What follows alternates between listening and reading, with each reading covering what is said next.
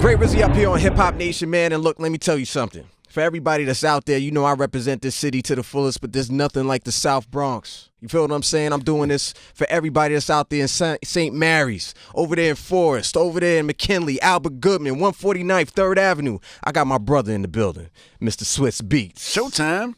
All day, man. Welcome, man. Zone. Zone. And we got that poison out there right now. Poison out. Yo, talk to me about this project, man. First of all, let's talk about the artwork real quick. Walk me through this. Yeah, it reminds me of Gangs of New York a little bit. I mean, the artist's name is Cleon Peterson. I picked the piece because it was super disruptive. And, you know, the album name is Poison. And the reason why I named it that because, you know, in life we got to face our poison in order to poison, right? You know, you got to face what's going on. A lot of people don't really want to face what's going on out there, but we know it's pure poison out there, and a lot of people want to turn their heads to it. But I'm like, nah, we need to face it in order to move forward from it, right? And so that's why the Cleon Peterson artwork just stuck out to me. I actually own the original to it. I was walking by it in the crib, and I was like, damn, that's poison. Yeah. You know, this is America. You know what I'm saying? Absolutely. Yeah. And you chose a young lady to speak on, you know, the opening song on the project. How did you meet her? She came to a no commission in London, and she did spoken word on Emily Sanders' album, the song with her and Jay Electronica, and I just thought it was dope. And I wanted to open up the album with those intentions. And just get people, just have like a moment of silence before the madness start. Right. And I just like that it was like a accent from the UK setting off something that's so hip hop in the US. Yeah. I like the way she said the Bronx too. That shit was dope. Yeah. That was From dope. Tottenham to the Bronx. To the Bronx. Let's get into this joint real quick. I want you to hear the intro so we go to set the tone right, man. Why don't you introduce it for the people, brother? Yeah. 1 2 1 2. It's your boy Swizz Beatz. We're going to get into this intro of the Poison album. Listen up. SiriusXM. Gray Rizzy up here with Swizz Beatz, man. Hip Hop Nation, you're getting a treat today because we're walking through the new Poison album. And for you, man, it's been a little bit of time since you've been in this situation. Yeah. 2007. Yeah. Not to say that you haven't been hella busy and shit, because you have. Yeah. But what is that feeling like for you? It feels good to come back prepared. And with different intentions. You know, I left because I got tired of the music business, and I wanted to diversify my portfolio and things that I do outside of music, which people see me doing now, from designing cars and watches and changing all these brands around the world, and you know, the art world, and forwarding my education. And then so I feel complete now. So now I'm able to come back here and have fun, and actually not be a slave to what I'm doing, but more of an owner of what I'm doing, right? So I have different intentions, which is the reason why I had the discipline to make an album like this. You know, if people notice, I don't have like no, what I would say, big record, forced records on the album, right? So there's nothing forced. There's not, oh, this is the song that's gonna like do this over here. It's a body of work. Right, and so I took anything that felt too big for the record, that was going to take away from the record, I took it off the record. Right, so like everybody's like, "Yo, where's the Nas and Jay and this and that?" It's going, you'll get it. I heard there was 70 songs. You whittled it down. Yeah, but what I did was I broke it down to 4 different albums. Ah, I got you. Right, so Poison is authentic hip hop. Then I got Beauty and the Beats, which is an R&B album that's coming next. And then I have Return of the Showtime, which is all energy. So imagine if you had Uproar and Party Up for a whole album, just that straight energy. So if you want to go to the gym, this is where you're going to zone out. You want to, whatever you want that, and you want to wake up and get to that energy, Return of the Showtime. And then after that, I have Global Mindset, you know, from all the international artists that I work with, from Burna Boy to Wiz Kid, you name it. And just artists from all over the world. And then we'll go back to Poison 2, Part 2 of everything, and then Part 3. So those are my 4 buckets of music that I want to work from. Got you. Yeah. I know them shits didn't hit the floor, the editing floor, like we ain't using them no more. I know you, man. I know they getting used. Let's get into this song right here, because I know it means a lot. And when I heard it, I was like, I got to hear this whole version because I think the first time I heard it, you played it at one of the beat battles. And that song is going to be Something Dirty, Pick Got Us. Woo. And by the way, rest in peace, my brother, Ice Pick J. Zone. Hip Hop Nation. I want to get to this song, and by the way, it's Gray Rizzy up here. I still got my brother Swizz Beatz in the building. I had said this to somebody, and they looked at me like I was crazy.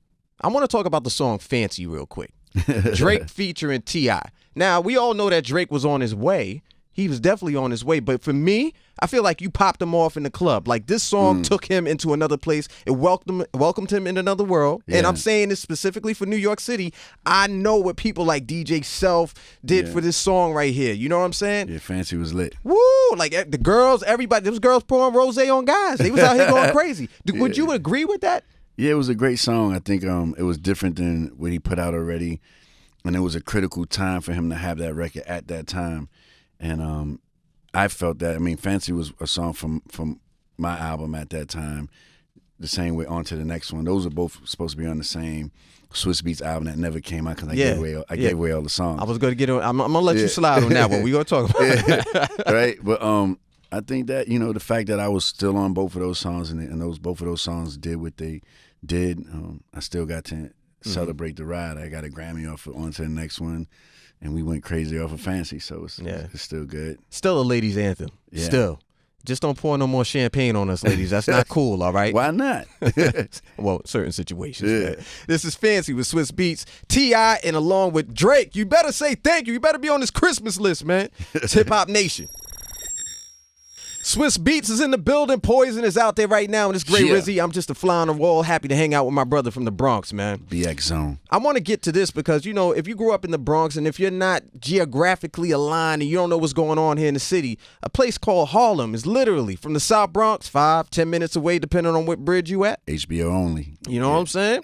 So let's talk about that. You got this song Preach with Jim Jones. Yeah. Got that beat to it, got that jump to it, man. I just wanted to bring the bounce back, Jim Jones definitely, he's one of my favorites and that play a certain pocket in certain beats, right? Like when you listen to Ballin', it was a pocket that he was playing in, and that sound hasn't been out in a long time. And so it threw everybody. I was like, yo, why you got Jim Jones and how you get, all these different, like, how did Jim Jones fit? And I'm just like, I can show you better than I can tell you. You got to hear it. When the beat dropped, they dancing before he come in, and then when they hear him come in, they like, oh, okay, I get it. Yeah. Like, everything shouldn't be so predictable. Like this album, the criteria was, as an artist, you had to sound to the level of where people really love you at or better, right? So if you listen to all the lyrics on the record, everything was purposeful. You understand? Like even like Young Thug on a DMX beat for 25 Soldiers. Like you never, like when, how? Yeah. You know what I'm saying? Absolutely. Yeah. You did it up, but you're fucking... You're conducted, man. I'm not even surprised at this, man. Put your prayers together because we about to go to Preach, man. This is Jim Jones right here on Hip Hop Nation. Zone. Swizz Beatz is in the building. Gray Rizzy is up here with him. That's me, by the way. Hip Hop Nation. Hit us up at Hip Hop Nation right now so you can try to get some of your questions in. I wanted to talk about this because, as a man who has this right here, and I'm talking about my ring on my left hand, I know how important relationships are for you. Yeah. But in the studio, that shit could be volatile because you never know what the hell you're walking into. And shout out to all the misses around the world. Yeah. But these two you put together, Nicki Minaj, Eminem, a young great, along with one of the greatest of all times. Yeah. For Roman's Revenge. How the hell did this work in the studio? I'm not responsible for the Eminem part, but I am responsible for the production part and the first part of it. I didn't even know Eminem was on the record till he came out. Oh shit! Yeah, they was sworn to some different type of secrecy. But but that's how we get down. Okay, yeah, you're right. They was sworn shout out to some, Rosenberg. That's how we get down. Yeah, they was sworn to some different type of. I never seen it before, but the track was so undeniable. It didn't really matter to me. For M to do what he did on that track, and for Nicki to do what she did on that track, I'm like, yo, we need part two. I'm like, yo, let's do part two. But some things are just meant to be the way it is. Yeah. Well, nobody retired yet. We still got time. Facts. We still got some time. Yeah. But for right now, I want y'all to get into this song. Please introduce this for the people, man. Swizz Beatz, Nicki Minaj, Eminem, Roman's Revenge. Zone. Right here on Hip Hop Nation. Hip Hop Nation, man. It's Gray Rizzy in the building, hanging out with my brother Swizz Beatz. Well, not exactly as much as you, sir. I need to hang out with you a little bit more. You don't even know where we at right now. That's real bags. Yo, we up here chilling. We got Poison. The album is out there right now. Yeah. And check it out. I want to get to this because, yo, ATL, you know, that's like second home for us, especially. That's like the sixth borough for people up here in New York. Absolutely. But y'all got your own thing, and you got a song called Stunt with 2 Chainz. Jeez. Talk to me about this one, how this came about. I mean, you know, 2 Chainz is my Virgo brother, and we just overdo everything. You know what I'm saying? Like, if you look at 2 Chainz Instagram, he's stunting right now as we speak. So the song just worked out perfectly. And I wanted to, like, when you get to this particular song on the album, I done took you through a journey. So I wanted to lighten up the vibe a little bit and just have people have some fun. 1, 2, 3, 4, 5, 6, 7, 8, 9, 10 times I stunt. Mm-hmm. You know what I'm saying? And just vibe on them and had that pet rally feeling to the chant, the bounce that's there. You know, 2 Chainz spanked my ass on that record. I almost jumped right off it. Yo, you know, he says 2 Chainz, but you know tit when you hear it, man. Facts. You know Titty Boy when you hear it. He ain't never come to College Park. He ain't never put the car in park. Front grill got the R&R. 380 with the bodyguard. Like, nah. You just looking at it like, all right, man. Yeah, I was just like, I changed my verse like 5 times. He's like, nah, man, go ahead, man, just leave it. Because there's nothing you can do to survive. Well, listen to it right now. Introduce it for all these 30+ million up here on SiriusXM for us, Hip Hop Nation. Swizz Beatz, 2 Chainz, Stunt. Let's get it going. Zone, zone, zone. We out here, whoa. Hip Hop Nation, Gray Rizzy's in the building. I got my brother Swizz Beatz right here for me. Yeah. And there was something I saw recently, and you know, the great thing about being here in the city, a lot of times, like, it's not even 6 degrees of separation. A lot of times it's 1. You know, I just ran off a couple of names for you who are very close to me and close to you, and we've only seen each other in passing a lot of times, some daps in the clubs or whatever. But I want to talk about Jay-Z real quick because he shared some great words for you on your birthday. Definitely did. And I saw you in your thoughts, like almost like you were going back to probably the first time. Yeah. And in a story, Jay-Z said, you know, I was talking to DNY, and I was like, yo, you know, I want that sound. And I'm hearing about this other producer, and DNY was like, well, you need to work with our nephew. You need to work with Swizz. And he was like, but what about this guy? And he's like, no, it's this guy. And, you know, all the history, you know, fast forward, and you got a Grammy out of it. Obviously, the relationship is strong. The bond is crazy. The longevity speaks for itself. Definitely. What does Jay-Z mean to you for your career? You know, the Jay-Z part is important because it allowed me to have, like, it allowed people to really see me in a different space. So it was almost like my escape because, you know, being a Rough Rider, we do that every day. That's in our blood. So the Jay-Z part of it was allowing me to exercise a different side of my brain musically that I wouldn't not necessarily did for the Rough Rider side. And, you know, our friendship has been, you know, since I was 17. And at my birthday, he was just explaining a couple of my transitions that he watched me do. Like, he gave the story about, like, how he seen me outside the Sony studio one day. He was coming out, I was going in, and he was like, yo, like, what's up? Let's get in the studio, let's work. And I said, I'm not doing rap no more. I'm doing rock and roll music only. He's like, what? I was like, my new name is Swizz Beatz in the band. I remember this. Right? Like, I was really, I mean, I was producing Limp Bizkit, right. Did Keep Rolling, Korn, Creed, like all of these groups, and I was really having fun with it, and I was scoring the Any Given Sunday movie, and the money was just different on the rock and roll side, even though I never was like in the rock and roll videos and things like that. I was still too much of a Rough Rider at that time, but I just was having fun to get outside of my comfort zone and be in LA and just around new energy and new people. So I was like, this is what I want to do. And then he was like, all right, well, I'll be here when you get back. And you came back. And I definitely came back. Right. But, you know, Jay is Jay. Mm-hmm. Yeah. Super brother. I'm just glad that the relationship was there, and we all got to get something from it as well. Definitely. What I want to give to y'all, I want to step back a little bit, and I know somebody gonna probably ask me why did I go back like this. Fuck that. You need to understand what this is. Money, cash, hoes. Can we do that? Absolutely. Why not? Let's get it. Just cause I. Hip Hop Nation. Hip Hop Nation, is Gray Rizzy riding out with y'all right now with my brother Swizz Beatz, and we got one of them Aston Martins. Is that what we riding around in? What we riding around in right now? Oh man, the bird. No, not. I'm in the, being driven today. Oh, you being driven? Okay, well, fuck it. Then I'll ride in the passenger seat or wherever the hell I get in. But the important it's a Maybach part, day. It's a Maybach day. You see how this Maybach motherfucker day. come up here and start on me, man? I gotta get back on the bus later. I kind of like hesitated, but like fuck that. You know what I'm saying? Like I'm not. Let them know what it is. They gotta see it. I'm not holding back on things I work hard for anymore. I'm not. I'm accepting everything in real time now. You know, it's like we should smell our roses now and stop running away from our compliments and our blessings. And my wife actually taught me that. So see how I caught myself and downplay it? Like, nah, it's a Maybach outside, and I work hard for it. So zone. Zone. And the other thing is, if you don't talk about it or if people don't see it, they don't know. You know, they won't know it's attainable. And there's a lot of kids, man, that come from where we come from. They may not even know it's possible, but you make that possible. Definitely. I want to talk about this song real quick. Pistol on My Side.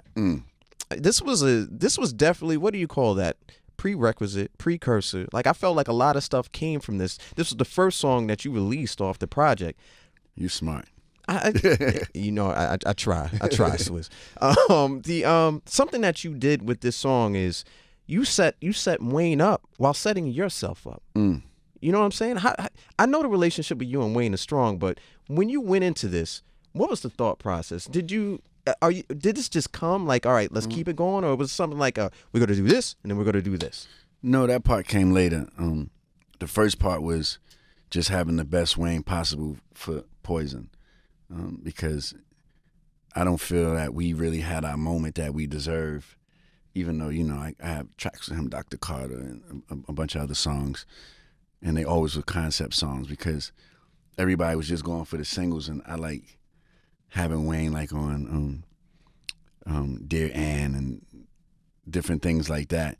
So, but for my record, I was like, you know what? It's been like a rough time for him, and I know a lot of people probably even gave up on him at this particular point. And so when I was thinking of the way the track started, is I was battling, going back and forth with Timberland on Instagram. So if you go back, you'll see me working on that. Pistol on My Side, like making the beat to it. And then it came, I'm like, damn, I need to put Wayne on this for real. And then it turned from that into a real thing. And when I heard the vocals to that, it was like it's me bitches all over again. You know what I'm saying? It was that energy, and I was like, this is exactly what I need. And then they wanted the record. And I was like, nah, trust me, I'm gonna give you something better than this. Right. And I got it. I think I did what I said. but it's not even better. I think, you know, Uproar is bigger than Pistol on My Side. They're two different records. But I feel that Uproar needed Pistol on My Side to be Uproar. Right? And so I like those steps that we took. But once we had Pistol on My Side and we had Uproar, then it became a plan. Like, yo, we're gonna come with this and we're gonna do this, and then we're gonna hit them with this and do that. And you know, when you get two greats together and they're in the right space, you're gonna get great quality, and you're gonna get these results that you're seeing today. Absolutely, man. POMS, Pistol on My Side, right here on Hip Hop Nation. Let's get it. Woo. Hip Hop Nation, man. Gray Rizzy in the building. Swizz Beatz, Swizzy. Zone. You know, all the people that have made jokes over the years about this is really like talking to yourself in the mirror. This shit is crazy right now. Yeah, I was thinking that like 2 times. This shit is really crazy, Dad, man. do we need to talk? Yeah, we might have to have a conversation with somebody, man. Unbelievable. Man, we did grow up like literally 5 minutes away from each other, but this is the thing. We'll talk about it. That'll be a special later on in the year.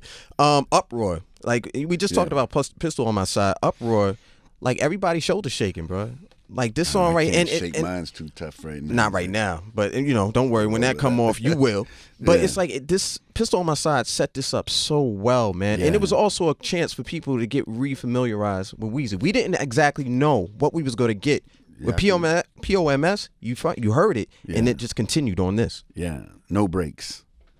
No breaks. I mean, you know, Wayne is he's a young goat, and I feel he's just starting.